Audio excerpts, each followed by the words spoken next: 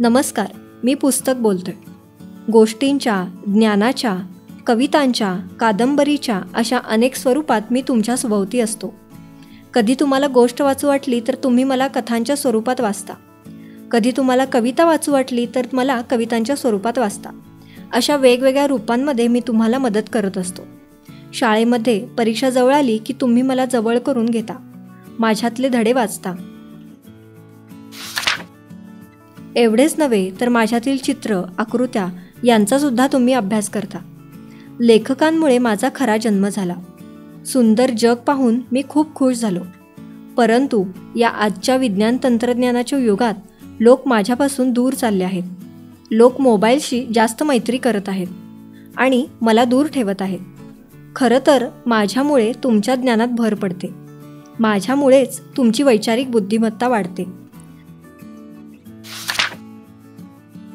परीक्षेत माझ्यामुळेच तुम्हाला चांगले गुण मिळतात. परंतु परीक्षेपूर्वीच तुम्ही माझ्याशी मैत्री करता. परीक्षा झाली की तुम्ही मला रद्दीत घालता. मी नवीन असताना माझी जागा कपाटात असते आणि जुने झालो की मला अडगळीत फेकून दिले जाते. मी नवीन असताना तुम्ही माझी खूप काळजी घेता.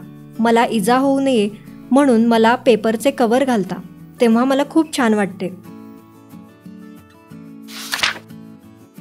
जसे मी जुने होईल तशी माझी पाने दुमडता, माझ्यावर पेनाने रेघोट्या ओढता. तेव्हा मला खूप वाईट वाटते. माझे घरसुद्धा आहे. माझ्या घराचे नाव आहे ग्रंथालय. ग्रंथालयात आम्ही सर्व प्रकारची पुस्तके एकत्र राहतो. ज्यांना मला वाचायला आवडतं ते आवर्जून आमच्याकडे येतात. यावरून माझ्या मित्रांचे माझ्यावरचे प्रेम दिसून येते. तेव्हा मला खूप आनंद होतो. माझ्यात ज्ञानाने भरलेला सागर आहे.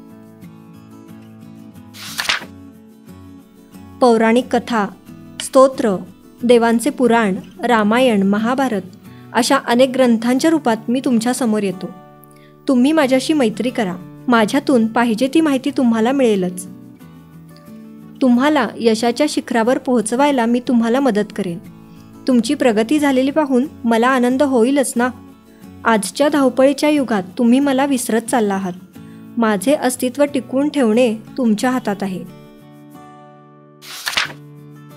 भावी पिढीशी मला मैत्री करायची आहे. त्याआधी तुम्हाला माझ्याशी मैत्री करावी लागेल. माझ्याशी मैत्री करा आणि ज्ञानाच्या अथांग सागराचा उपभोग घ्या. धन्यवाद.